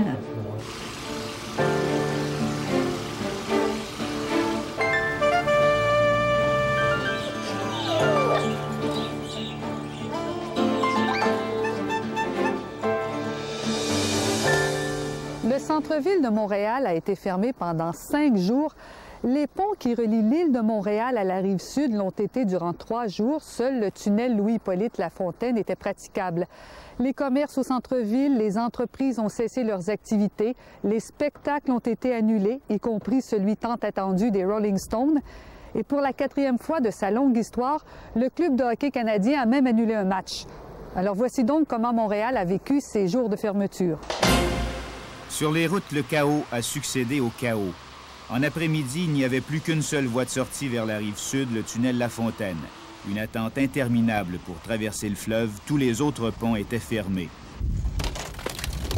Sur le pont Jacques-Cartier, comme sur les autres, le travail de déglaçage qu'on a commencé la nuit dernière a pris plus de temps que prévu. Mais c'était nécessaire. Voyez les immenses blocs de glace qu'on a détachés. De toute façon, c'était pas le temps de venir faire du tourisme à Montréal. L'heure était au nettoyage. Dans tous les quartiers, les Montréalais se sont serrés les coudes pour ramener un semblant d'ordre dans leurs rues. Une grande corvée où on a mis tout le monde à contribution. On va y faire 2 entrées ici. Ici, sur le plateau Mont-Royal, les soldats ont jeté leurs armes et pris leurs pelles. Dans Notre-Dame-de-Grâce, c'est armé de scie à chaîne qu'ils ont aidé à nettoyer les rues bloquées par les branches. Le centre-ville était loin d'être une zone fantôme aujourd'hui. Sur la rue Sainte-Catherine, des embouteillages. La preuve que le mot d'ordre n'a pas été entendu par tous. Pourtant, il n'y avait pas grand-chose à faire à Montréal. La plupart des tours à bureaux étaient fermées. Ici, à la place Ville-Marie, il n'y avait que des évacués, des gens du sud-ouest qui avaient pour une fois le dessus sur les autres. Ailleurs en ville, le nettoyage est plus avancé. Mais voyez tout ce que ça prend pour nettoyer un petit bout de trottoir. Des jours et des jours de travail pour déglacer la ville. Si le centre-ville est calme, le gros du travail se fait dans les quartiers qu'on tente toujours de dégager. 40% du chargement de la neige est complété, mais les voitures stationnées depuis des jours compliquent les choses. Dans les parcs, on a même fait appel à de la machinerie lourde qu'on a plutôt l'habitude de voir en pleine forêt. Et on transporte tout ça ici, au milieu du parc La Fontaine. Voyez ce que ça donne. Et il s'agit des branches qu'on a récupérées dans le parc et dans les rues d'un seul quartier. Éventuellement, on va prendre les plus gros morceaux, on va en faire du bois de chauffage. Et avec les montagnes de branches qui restent, on va faire des montagnes de copeaux qui vont servir à contrôler les mauvaises herbes. Je suis heureux d'annoncer qu'on va pouvoir alléger les restrictions pour la région du centre-ville de Montréal et du sud-ouest de Montréal. Hydro-Québec a gagné une grande bataille aujourd'hui, c'est la bataille de Montréal, parce qu'il reste 8900 pannes sur l'île de Montréal, mais plus aucun quartier sinistré, ce ne sont plus que des pannes isolées. Un autre secteur de rebranché, le courant revient tranquillement dans Notre-Dame-de-Grâce. Le quadrilatère, en somme, là, ce qu'on a fait depuis le matin, il devrait être à 90 là, avec du courant. Et signe que tout commence à rentrer dans l'ordre, Hydro a déjà recommencé la lecture des compteurs. Il faut que ça continue pareil, même s'il y a eu le verglas. Il faut continuer les facturations, tout le reste. Là. C'est un peu cruel, non? Peut-être, là, mais c'est la vie qui est comme ça. Hein? On n'a pas le choix. Malgré tout, la situation s'est considérablement améliorée à Montréal, au point où on offre même le gîte aux évacués de la Rive-Sud qui travaillent au centre-ville. Nous disposons actuellement de près de 30 000 lits, 30 000 places. Alors, c'est un centre d'hébergement en territoire montréalais, complété par un service d'hébergement en milieu familial. Et si les gens préfèrent rester près de chez eux, Montréal offre son expertise. Incluant des génératrices, du matériel, et on pourrait aller dans une municipalité qui en ferait la demande, établir un centre d'hébergement. Opération déglaçage du centre-ville. Tout le quadrilatère des gratte-ciel a été fermé à la circulation. Ici, à 150 pieds du sol, ce sont les hommes araignées, les pompiers de Montréal, qui ont été mis à contribution. OK, bien. Oui. OK. Non. C'est à coups de marteau qu'on fait chuter la glace, une entreprise laborieuse qui risque de prendre beaucoup de temps. Les blocs sont énormes et le danger est réel, nous disent les pompiers. Il y a des plaques de glace de 10 pieds par 30 pieds qui peuvent se détacher des murs. Alors, sur une épaisseur de 2 pouces, ça peut être très, très, très risqué. Alors, on peut pas prendre de chance. On peut rejoindre avec des équipements d'élévation jusqu'à 10 étages de haut. Plus haut que ça, on doit utiliser des moyens tout à fait inédits. On pense même à utiliser des carabines en espérant que le son des détonations provoque des vibrations qui feront chuter la glace. La ville ne déglace que les édifices publics et les bâtiments historiques. Tous les autres doivent être déglacés aux frais du propriétaire.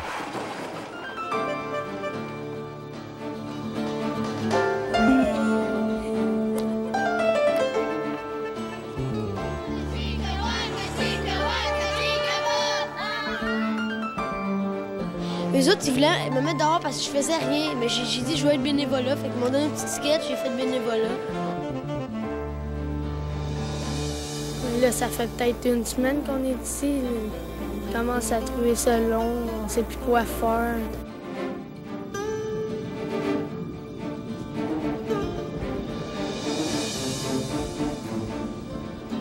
Les producteurs agricoles, tant de l'Est ontarien que du Québec, dressent un premier bilan tragique. Les vergers, les érablières sont dévastés, la production animale est touchée. Cette vache était malade, victime elle aussi du manque de courant. C'est la première fois que moi je l'ai tiré. Ce fermier s'est résigné à abattre la bête, mais n'allez pas croire que les producteurs laitiers sont des insensibles. Pour eux, la crise est une douloureuse épreuve. C'est difficile. Il vous faudrait d'autres génératrices?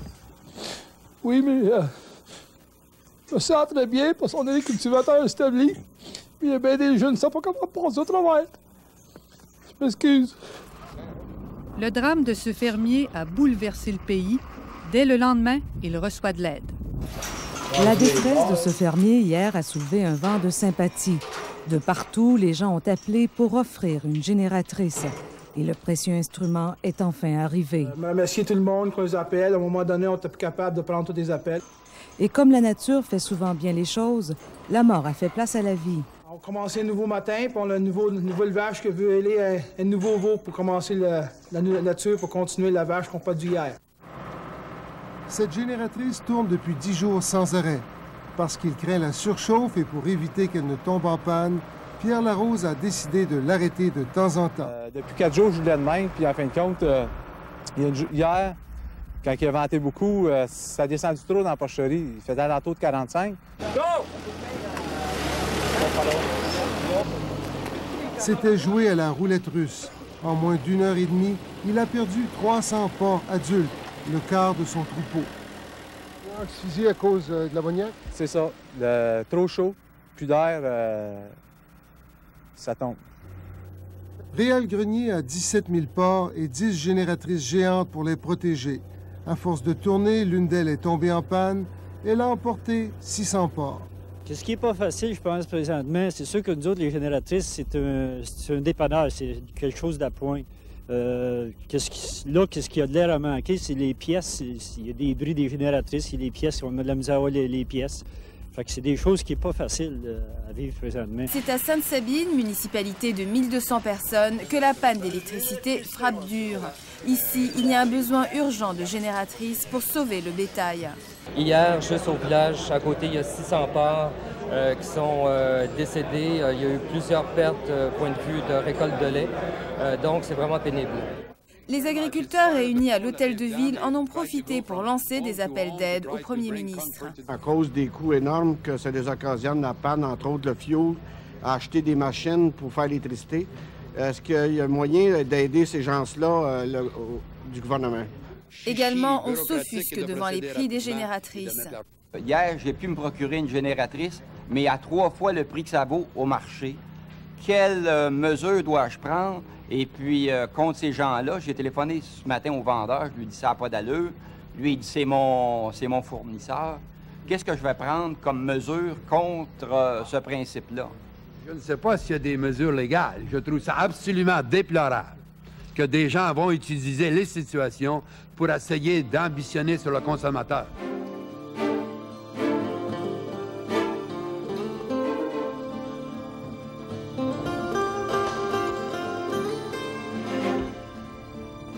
Inquiète, tanné, fatigué, on dort à peu près 1 heure par jour depuis 7 jours. Là. Parce qu'avec le générateur, il ne faut pas que ça arrête pour les vaches. On a hâte que la clarté arrive, comme on dit. Ah, en tout cas, les chandelles, là, j'étais rendue juste à voir la noirceur, là, je les avais garochées. Puis là, la soirée avec la lumière, là, je trouve ça fait du bien.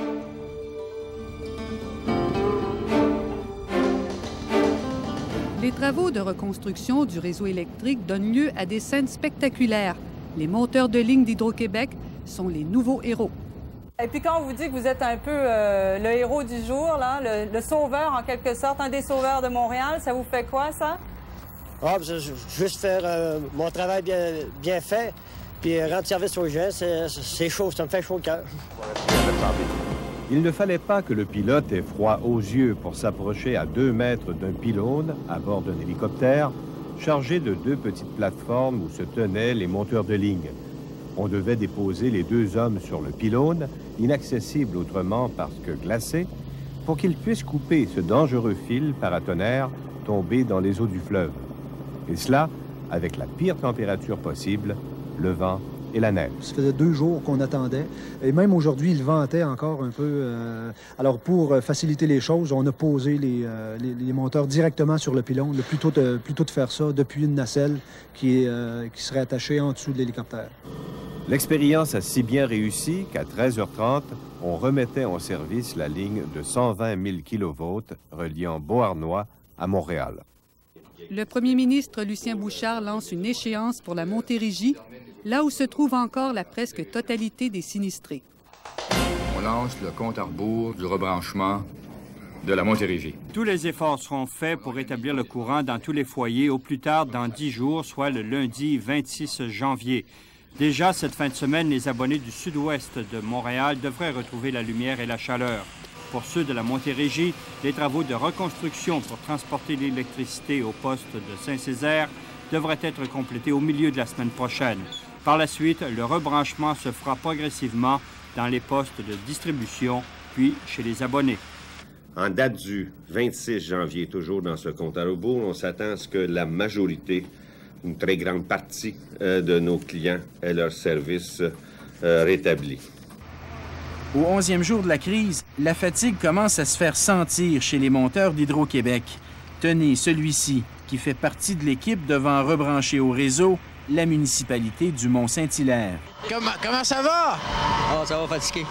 Ça va fatigué, là? Ah ouais, tu m'en dors pas, là. Là, quand t'as une minute, là, je suis gelé, là, je rentre dans le truck, là, puis là... Ça fait combien de jours, là? Combien de jours que vous travaillez sans arrêt, là? Depuis lundi de l'autre semaine, lundi soir. Lors de notre passage, le vent du Richelieu soufflait fort. Il faisait froid, très froid même. Vous piquez un petit roupillon? Pas un petit roupillon malgré moi, parce que j'ai les pieds gelés. J'étais gelé, je me suis gelé le visage tout à l'heure, là. J'ai descendu, quand descendu, là, mon homme m'a dit, tu sais, t'as les joues blanches. Ça vous est arrivé souvent d'arrêter comme ça, là? Non, c'est la première fois, là. On est arrivé au bon moment. C'est toi. Vous êtes encore sur un quart de... 16 heures. On commence à 6 heures le matin pour finir à 10 heures le soir. Ce qui veut dire au mieux 5 à 6 heures de sommeil par nuit. Hier, elle en a eu assez et a décidé de prendre congé après 9 journées consécutives de travail. Pas le choix, à un moment donné, il faut se reposer un peu parce que là, on n'a plus le contrôle de soi-même, là. Vous commencez à sentir que vous perdiez le contrôle un peu? Bien, c'est la fatigue aussi, hein? Fait que là, maintenant, on ne sait plus où se mettre la tête, puis des fois, nos idées sont moins claires, fait que... Là, à ce moment-là, ça devient dangereux quasiment, hein? Ah oui, parce que là, tranquillement, si on met les lignes sous tension, là, c'est là que ça peut devenir dangereux, justement. On est suivi de toute façon par des centres de santé, puis on est très bien entouré là, du côté médical. C'est hier aussi que la direction du service de santé d'Hydro-Québec a réitéré son avis médical afin que les quarts de travail des employés soient limités à 12 heures par jour. La directrice de santé Hydro-Québec a bien avisé toute la population, tous les travailleurs d'Hydro-Québec de suivre ces recommandations-là. Donc, d'y aller pour des quarts de travail de 12 heures? Absolument, absolument. Sauf qu'on est encore à 16 heures présentement pour la plupart. La plupart ont la recommandation de travailler 12 heures. Là, maintenant, c'est l'administration. Nous, c'est la santé. Alors, l'administration a fait ce qu'il y a à faire aussi. Le porte-parole d'Hydro-Québec, Steve Flanagan, nous a confié que pour le moment, la direction d'Hydro-Québec n'avait pas l'intention de ramener les quarts de travail à 12 heures par jour. Ça vous tente pas de demander d'être mis sur un quart de 12 heures pour vous reposer un petit peu? Bien, si on rapetisse le temps, il va y avoir moins d'effectifs sur la route encore. Ça veut dire que ça va rembarquer plus de temps encore avant de rembarquer, là. C'est sans doute la raison pour laquelle Hydro-Québec a décidé de pousser à la limite ses employés. Jusqu'à maintenant, le bilan de santé lui donne raison, car selon la société, il n'y a aucun accident grave à déplorer.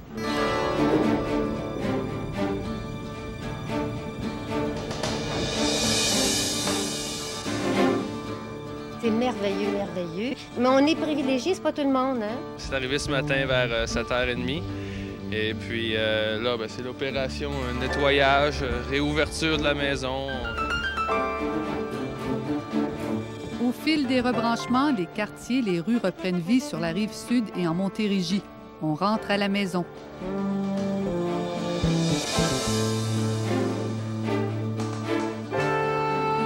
On repart le chauffage, les plantes, rien là, les poissons non plus. Là, c'est du matériel. Au moins, on revient chez nous, au Saguenay, c'était pire, il n'y avait plus rien après. Ils sont des dizaines de milliers à retrouver lentement leur foyer dans tout le sud du Québec. Les oiseaux, eux, peuvent maintenant se poser sur les fils déglacés et les enfants reprennent le chemin des écoliers. Ça fait 1 mois que les enfants ne sont pas à l'école, alors je trouve ça, c'est une bénédiction ce matin de venir ici. Est-ce que tu t'es ennuyée de l'école? Un petit peu. Pourquoi? Ben, c'est parce que je m'ennuyais de mes amis. Une génératrice.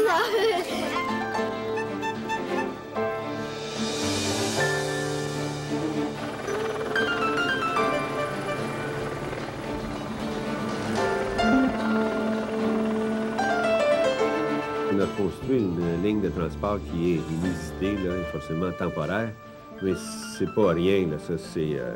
faire ça en 2 semaines, là, normalement, ça, là, après qu'on a tous les permis, etc., là, ça prend normalement 4 mois. De l'avoir fait en 2 semaines, là, c'est un exploit. Ce qui permet de sortir la grande Montérégie du Noir, c'est la mise sous tension du poste de Saint-Césaire. Hydro-Québec y arrive le 26 janvier aux petites heures du matin, après 4 jours de retard. Pour les gens, quand on dit un poste est sous tension, en apparence, là, il n'y a absolument rien de changé.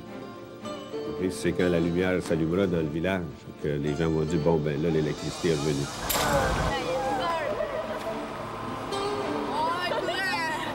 Comment vous sentez là, d'être le premier rebranché de Saint-Césaire? Incroyable.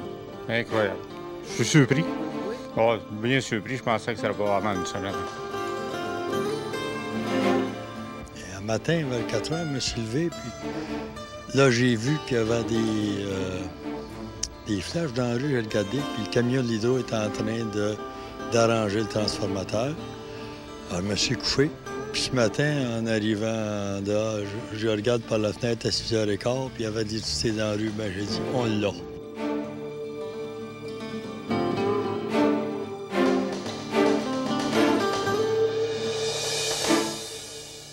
Peu à peu, d'ici la fin du mois de février, environ 60 000 abonnés retrouveront enfin le courant électrique. La crise n'est pas finie, elle le sera vraiment lorsque le dernier foyer sera rebranché et qu'Hydro-Québec pourra à nouveau allumer son enseigne dans le ciel de Montréal.